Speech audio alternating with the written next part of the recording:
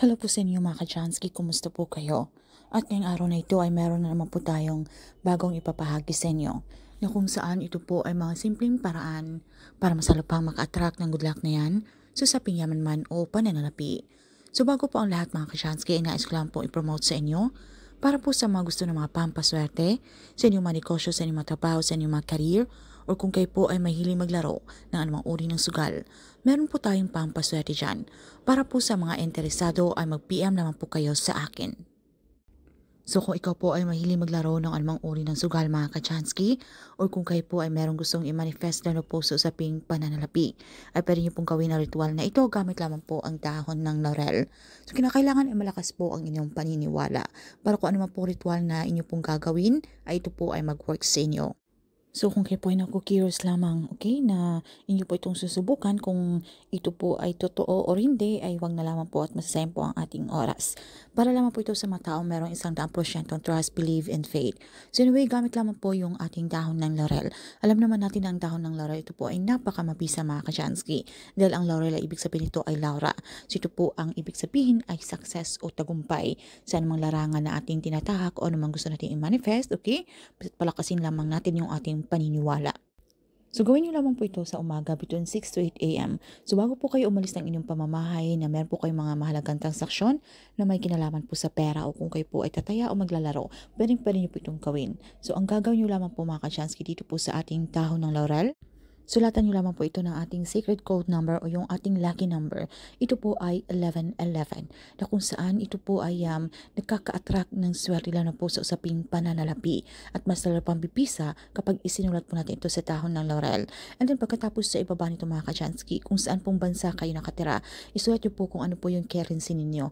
Halimbawa po nasa US kayo, isulat niyo po yung dollar. O kung kayo po ay nasa Pinas, pwede niyo po isulat yung peso sign. And then after nan, ay isulat niyo po kung meron po kayong gustong i-manifest na halaga ng pera, isulat nyo po yung amount yan mga ka-Chansky.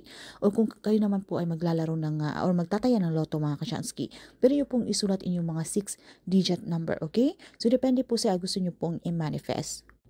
Pagkatapos po niyan mga ka-Chansky ay inyo lamang po itong ilagay o ilapat sa inyong dalawang palad. Ipaloob nyo po ito sa inyong dalawang palad na para po tayong nagpipray, okay? Dahan-dahan nyo po itong ilarab hanggang at ang ating init o ating energy at ating vibration ay malipat po dito sa ating dahon ng laurel. Kasabay nito mga ka-Chansky ay tayo po ay mag-wish. Tayo po ay humiling kung ano po yung ating mga kahilingan na sa pamamagitan po ng dahon ng laurel na ito ay atin pong iparating kay universe. Okay? Yung ating mga kahilingan. So sambitin nyo po kung ano po ang inyong mga kahilingan, so dapat good intention lamang po. At wag po kayong gumamit ng salitang sana. Dahil ang sana po ay isang negatibo at meron pong pag-aalangan. So dito po sa ating mga kahilingan, dapat po ay tayo ay direct to the point at tayo po ay sure na ito po ay mangyayari. Dan pagkatapos kayo po ay maging positibo, i-claim, i-affirm nyo na po sa inyong sarili ang mga swerteng darating na ito.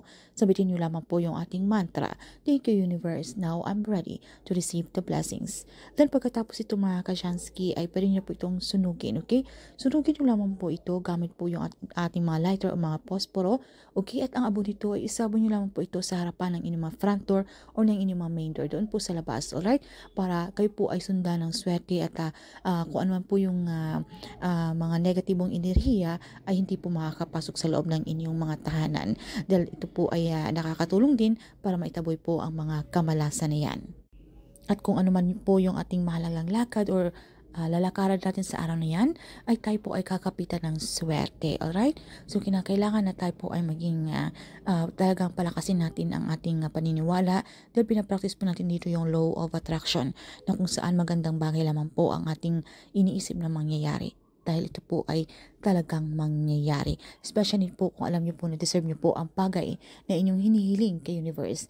Dahil kayo naman po ay hindi tamad, kayo naman po ay nagsusumikap sa buhay, kayo naman po ay matulungin sa inyong kapwa, kayo po ay walang lalamangan.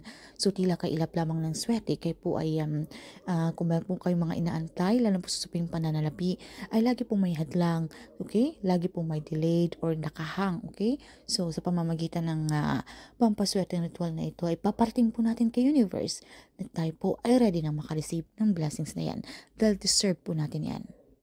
So yun lang naman po ano mga ka-Chansky, kung meron po kayong mga katanungan or hindi mo masyadong klaro sa topic na ito ay paki-comment na lamang po sa ibaba. And pinapaalahanan ko lamang po kayo mga ka-Chansky na dapat itong inyong mga, halimbawa kayo po ay mahilig maglaro ng sugal, inyo dapat po itong libangan lamang at meron po kayong mga ekstrang pera, alright? So tandaan natin na nasa atin pa rin po may control at tayo pa rin po ang gumagawa ng ating kapalaran. Nasa ating kamay ang tagumpay mga ka-Chansky.